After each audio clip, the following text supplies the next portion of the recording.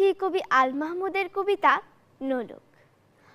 আমার মায়ের সোনার নোলক হারিয়ে গেল শেষে, হেথায় খুঁজি হোথায় খুঁজি সারা বাংলাদেশে।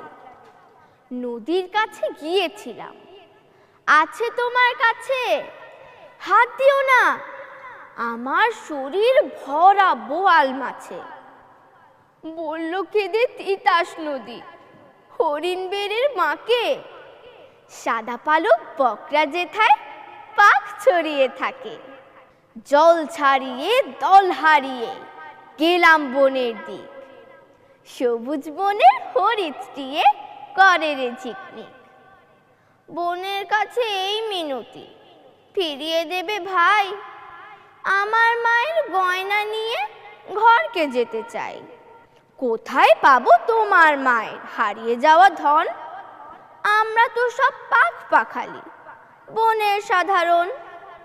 সবুজ চুলে ফুল পিঁধেছি, নোলক পরি না তো। ফুলের গন্ধ চাও যদি নাও, হাত পাতো হাত পাতো। বলে পাহাড় দেখায় তাহার আহার ভরাবো, হাজার হরিণ পাতার ফাঁকে বাঁকিয়ে রাখে মুখ। এলিয়ে খোপা রাত্রি এলেন, ফের বাড়ালাম পা, আমার মায়ের গয়না ছাড়া ঘরকে যাব না। ধন্যবাদ। বন্ধুরা, রাতের বেলা চাঁদ উঠেছে,